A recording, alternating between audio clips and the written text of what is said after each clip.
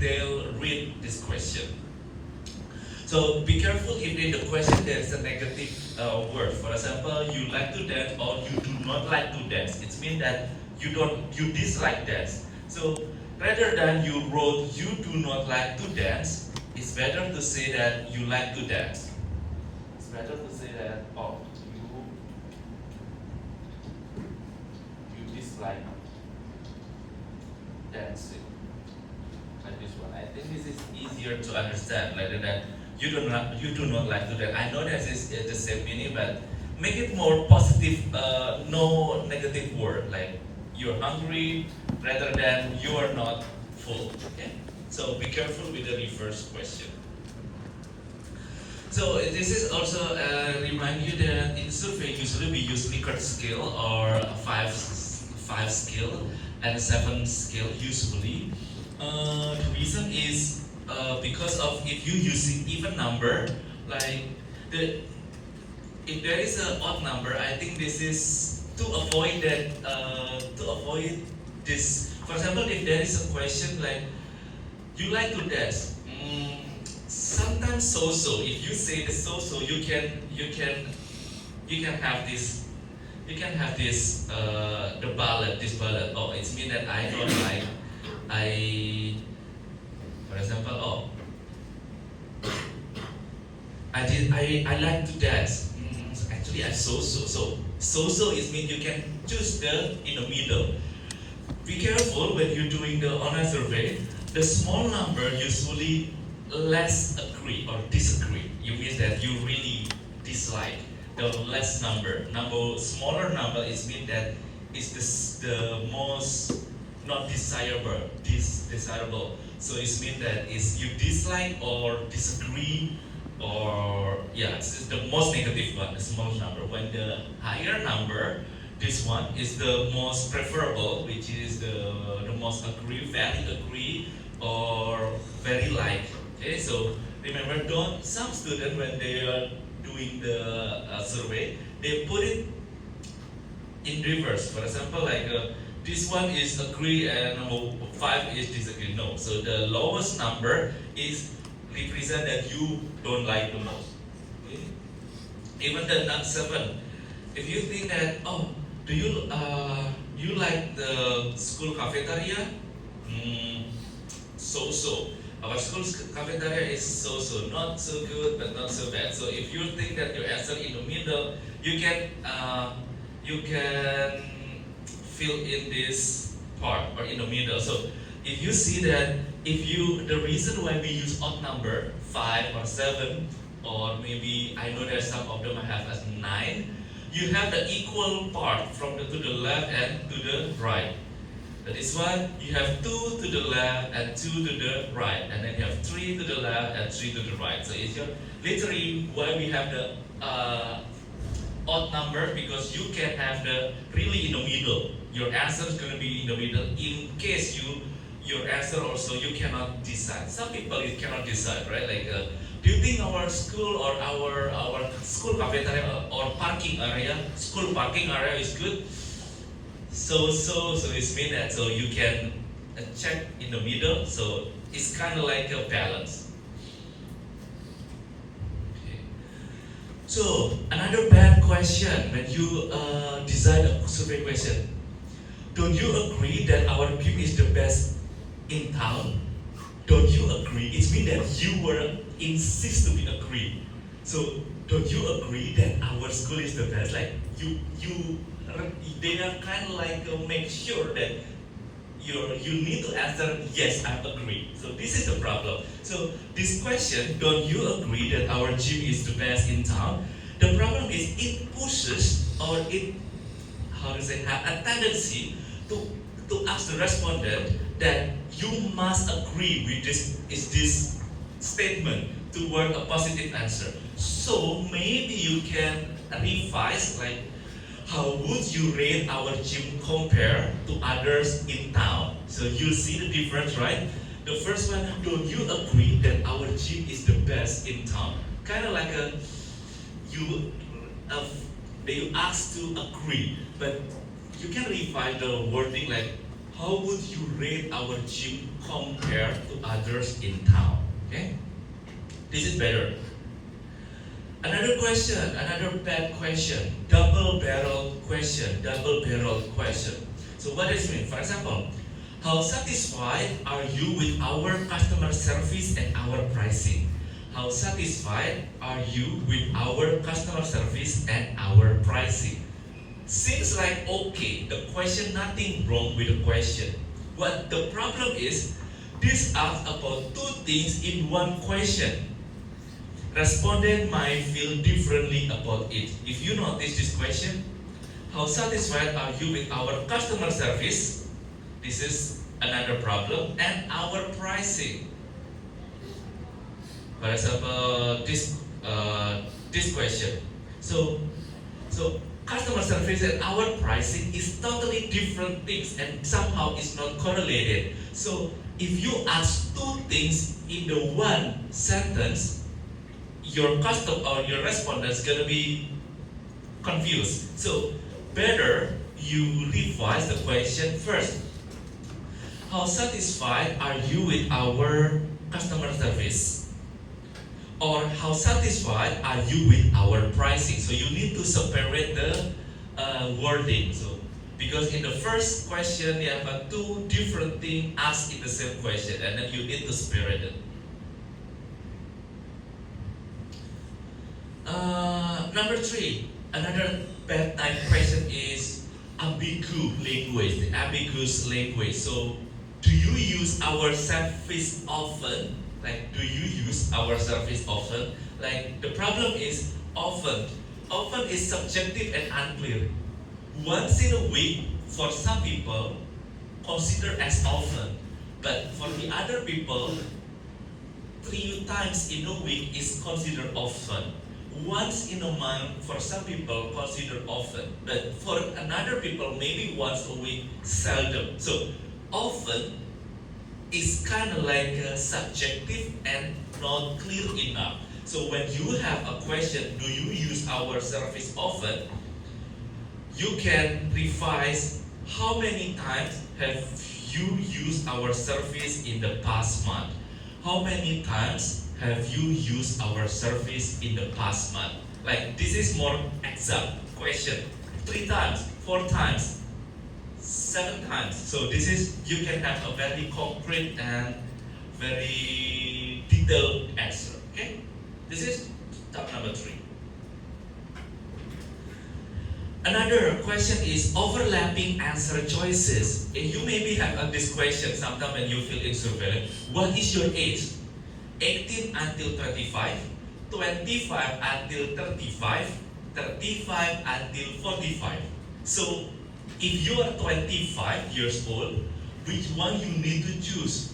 The first one or the second one? So this is bad question because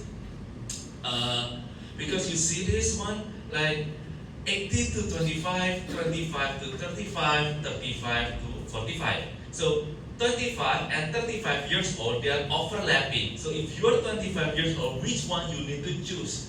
The first one or the second one? So this is very confusing. So the age range overlap, making answer confusing. So better the version is, for example, 18 to 24, 25 to 34, 35 to 44. So when the respondent's age is 25, they already know that they need to choose the second one. If they are 20 or 35, they directly goes to the third question. So this one is better because the first one you see, this is overlapping, right? 25 and then 35. Okay. This is the next, the another bad example. Up to now, any question?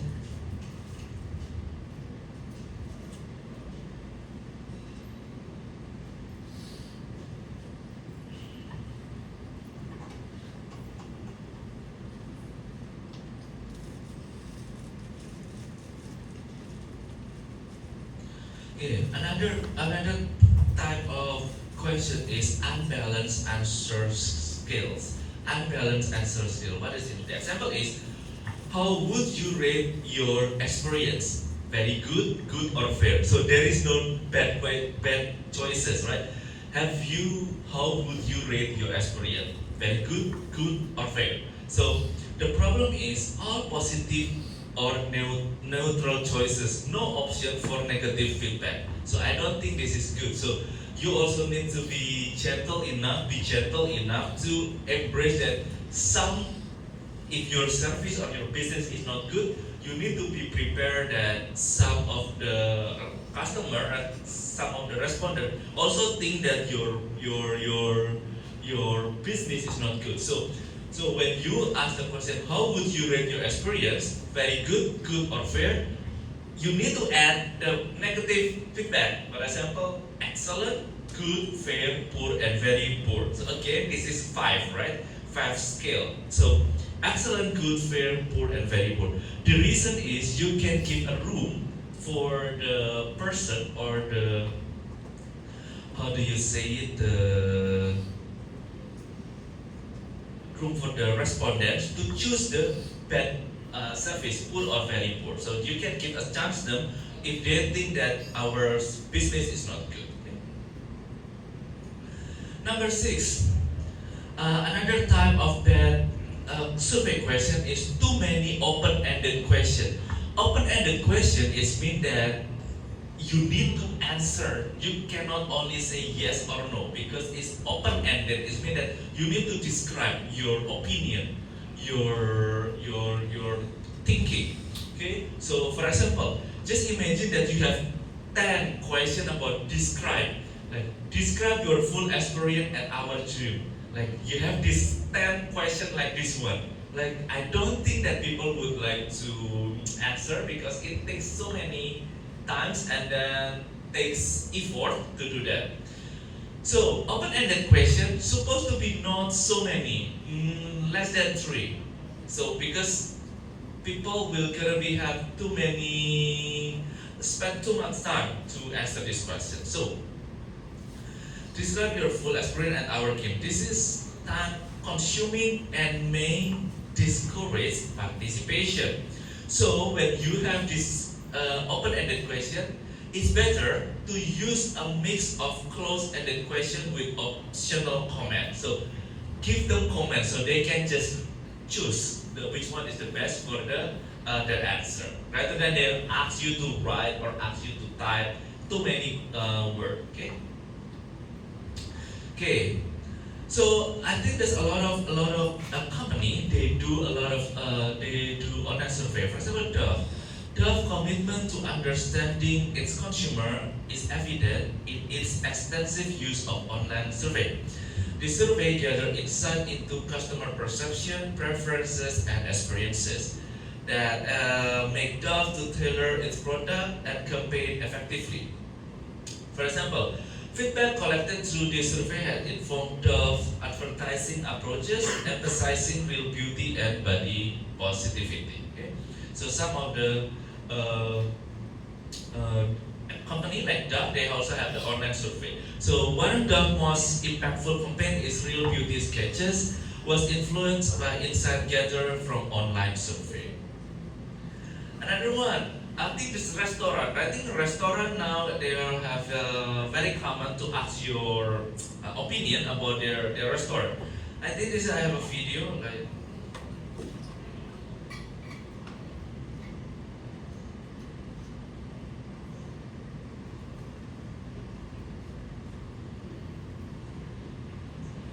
Is everything Americana. So what we've done is we've introduced a fantastic new eating experience in the UK, which is really based on America. It's very, very authentic. Well, we believe that reputation is king no matter what business you're in. You know, reputation is everything. In fact, most of our customers come in because of word of mouth, because of what they've heard about the diner. It's just so important that we get things right because people talk, people recommend us to others, and we all know that word of mouth and recommendation is so, so important. It seems that most restaurants will use forms for people to handwrite to fill in, or there's some ad hoc conversations that I'll have with our waiters and waitresses. but we believe that that isn't going to give us the real story. So they can click from a broken heart, which we hope we don't get many of, which is very unhappy, through to a gold star, which means they're very happy and had a great experience with us. The biggest benefit to us is the real-timeness of what customer thermometer can offer. So we know within a second of somebody leaving the diner what their experience was like. Their responses come automatically through to my email, to the general manager's email, so we know instantly how happy or how unhappy a customer was, and we can react then and there. Our general manager every week is bonused on how many gold stars we get as a percentage. And this is going to feed through to the waiters and waitresses. So there is the opportunity when somebody leaves the diner to actually name the server that made their experience extra special. Our customers actually love using the iPad. They find it quite exciting. It's novel, it's something new. And I think it's been particularly good because people are always maybe a little bit reserved, the British way of actually giving honest feedback.